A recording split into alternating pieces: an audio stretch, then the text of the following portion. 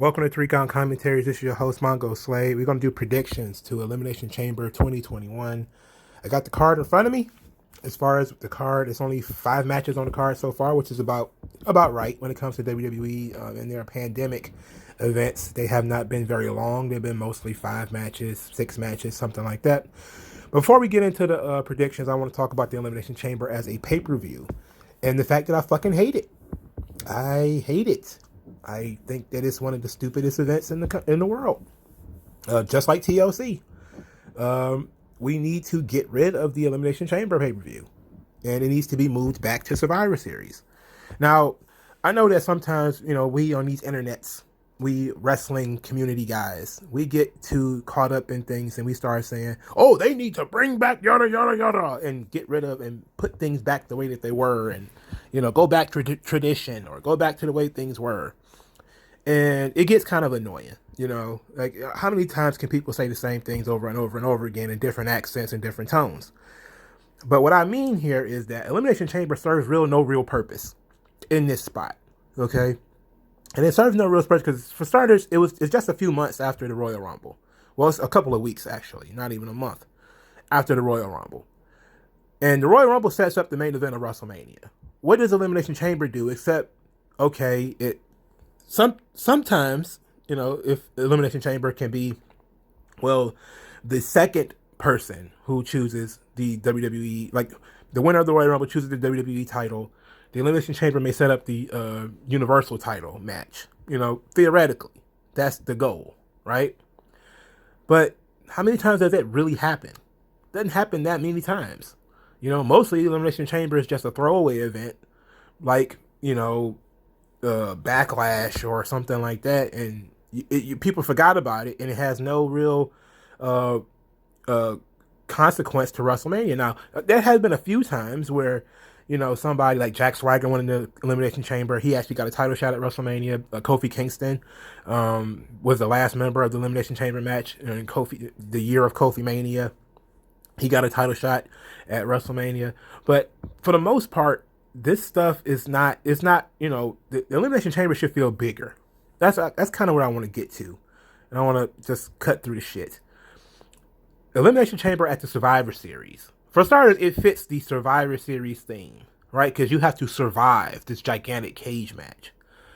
I think that's a great, and it works also very well with NXT's War Games. Like if you were to do these two events back to back, they're two different types of cage matches, but I think that's a great pairing. But also, what I mean by at the Survivor Series, it just fits the Survivor Series tone. And then it also makes the event much better, where you have, at the Survivor Series, what they have typically is Raw versus Smackdown, right? And that's okay, but that's 1-2 matches. That's the women's match, that's the men's match. And then they'll go with the Intercontinental Champion versus the U.S. Champion. It's like, those matches don't really have consequence. You know what I'm saying? But think about this. If you had the Elimination Chamber match and you had the Raw versus Smackdown matches, where you still had a special event, meaning the Elimination Chamber. You probably have to have 2 because, women. And then you had the 2 big-time 10-man tags.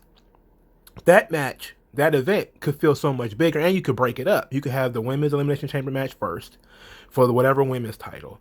Then you could have like the men's Survivor Series match. Then the women's Survivor Series match, and then the men's Elimination Chamber at the main event. Yes, 4 matches right off the jump, right? And then you could have, of course, your wild card tag team match or whatever the hell, right?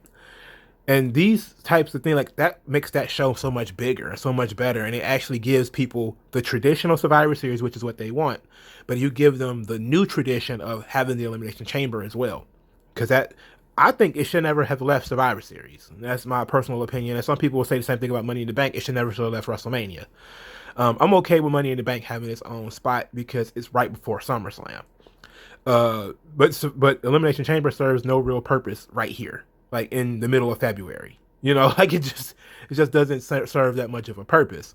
So I mean, if it was the final chance of somebody to make it to WrestleMania, let's say it's the final event before WrestleMania, even if you was to move Elimination Chamber from February to March, you know, and you have to win that match in order to get, to the main event of WrestleMania or to get a title shot at WrestleMania.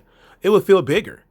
But this match right after the Royal Rumble almost seems ridiculous and completely unnecessary. And we don't really need it. I suggest it goes to make Survivor Series feel like a bigger show. That's what I would say. But now let's get into the predictions. Let's see. I guess Lacey Evans versus Asuka, which is still on the WWE.com website. I'm guessing that match is not going to happen, okay? Because Lacey Evans will shoot pregnant. So that match will likely not happen, but I still have a prediction. My prediction is that we're going to have Charlotte versus Rhea Ripley 2 at WrestleMania. And because I think that way, we're going to have to find some way of giving the belt to Charlotte. Now, I thought maybe Lacey would win the match and then lose the title to Charlotte at Fastlane or on Raw leading up to WrestleMania, which would then lead to Rhea Ripley appearing and getting a title match at WrestleMania. Now I think we'll have to find some other way, and they probably have to cut out the middleman and just have Charlotte beat Asuka for the title. And I would not be surprised if that happens. Do I think it's going to happen at Elimination Chamber? Maybe. They haven't said anything yet. So everyone assumes that the Asuka versus Lacey Evans match is off. And that's an appropriate assumption. But there's might be talk of some type of counter or replacement. Maybe Asuka versus Naomi or Asuka versus Lana or somebody like that. Asuka versus Peyton Royce. But either way, I think that we're gearing towards this belt, this women's title, Raw women's title, being moved to Charlotte so that she can wrestle and defend and lose the title to Rhea Ripley. And I think that's probably the best option for the Raw women's titles right now. So next match, tag team championship, women's. Well, technically it's the first match. The women's tag team titles. I went nuts on this during my Smackdown review of the Bianca and Sasha, Shayna Baszler, Bayley, whatever segment. This is completely unnecessary. It's completely unnecessary. We do not need this. What I do think, so I'm not gonna, because I said a lot in that video, I'm not gonna go into any detail here. I'm just gonna say Sasha Banks and Bianca Belair winning does a disservice to the tag team titles, and it does a disservice to everybody who's been putting in effort into this tag team division. Dakota Kai and Raquel Gonzalez, Naomi and Lana, even though Naomi and Lana is pretty much a new team. Shayna Baszler and Nia Jax. It doesn't do anybody any favors for Bianca and Sasha Banks to win these titles. And to be quite honest, it doesn't do Nia Jax and Shayna Baszler any favors for them to win this match. Now, does it give them a good high-profile win? Sure. But what does it really do for Sasha Banks and Bianca Belair to lose? It doesn't really do them any favors. The only way out of this match that makes sense is for maybe Reginald to interfere and cost Bianca and Sasha the match. And you're still giving up a pinfall or a submission or something like that in order to further a storyline, which is completely unnecessary and not something that you need to do. Ultimately, I think Nia and Shayna will win because they put so much effort into the Nia Jax and Shayna Baszler versus Raquel Gonzalez and Dakota Kai storyline on NXT. So I think just because of that, I think that we'll have Nia and Shayna win. The number one contender elimination chamber match. The number one contender will face the Universal Champion. See, Baron Corbin or King Corbin. I never got used to calling him King Corbin. Sami Zayn, Jey Uso, Daniel Bryan, Kevin Owens, and Cesaro. I think you can draw a line through Sami Zayn and Baron Corbin and Jey Uso. You can draw a line right through those. It's not happening. So the heels is not happening. So the options you got here is Daniel Bryan, which is a great option. Kevin Owens, which is, and Cesaro, which is also a great option. And I think of those three, you're more likely to see Daniel Bryan, because I think the Daniel Bryan Roman Reigns match is something that everybody kind of wants. And I think that they tease, of course, Daniel Bryan versus Edge, which of course we're probably not going to get, because it's more likely anything we're going to get Roman versus Edge. But I think that what we're setting up here is the Fastlane match. Which match is going to be the big high-profile match for WWE Fastlane? And I think Daniel Bryan versus Roman Reigns is a good way to start the Peacock era of the WWE Network. So I definitely think Daniel Bryan wins the Elimination Chamber, loses to Roman Reigns, and then they have a rematch at Fastlane. So I'm going to go with Daniel Bryan. So the next match, United States Championship, Lashley versus Keith Lee versus Matt Riddle. So there's been a lot of talk about Keith Lee maybe not making it to this show because he hasn't been on TV since Mia Yim caught the Rona, and now him and Mia Yim are getting married. They're engaged now. So there's a lot of maybe he won't be showing up, but they haven't said that he's not going to be there. So until they say otherwise, I have no reason to believe that he won't be.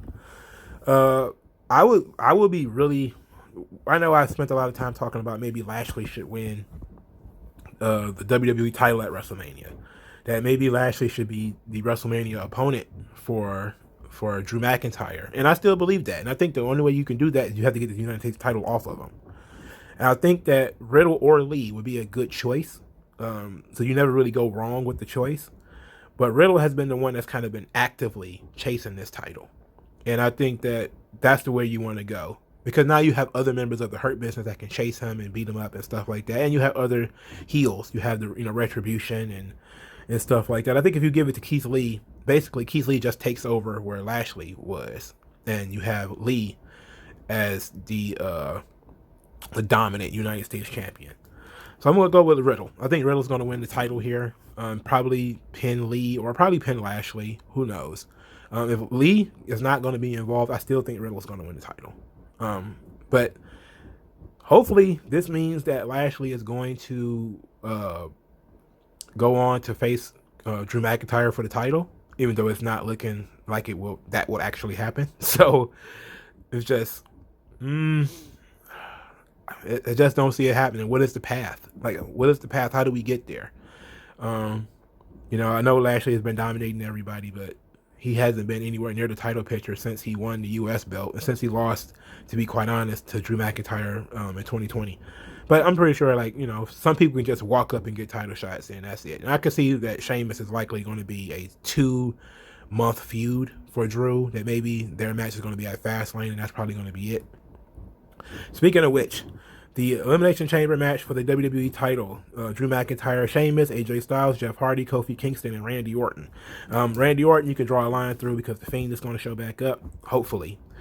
Jeff Hardy never wins anything anymore, so that's not likely. AJ Styles has been on an absolute tear, and he's won most of the matches he's been in. I just don't see it happening for him, though. Kofi is likely going to be taken out by Mustafa Ali, or Mustafa Ali is going to cause him to lose. That just leaves Drew McIntyre and Sheamus. Now, Sheamus has won the gauntlet match to come in last, which is number 6. And Drew McIntyre will likely probably start the match. If they're going to tell this story properly, then Drew McIntyre will probably start the match.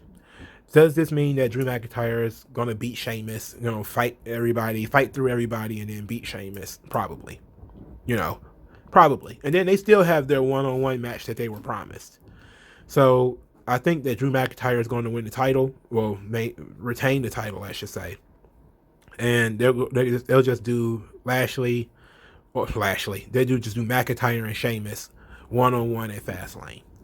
All right, so that's it. My picks are Drew McIntyre so that he can fight Sheamus one-on-one at Fastlane. We're going to have Riddle because Lashley will likely be moving out of this title picture soon, hopefully. Daniel Bryan, because I think Daniel Bryan versus Roman Reigns is a big match for Peacock. Nia Jax and Shayna Baszler wins because Bianca and Sasha don't need to win.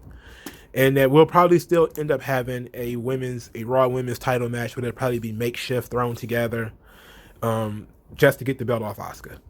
And I don't know who it will be. It'll probably be Peyton Royce or somebody like that. And, that'll probably be it. And they'll probably have a bonus match too, probably some Natalya, Tamina thing or something. But let me know what you guys think in the comment section below.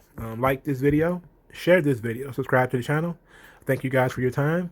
I'll talk to you guys later. Yeah. Yeah.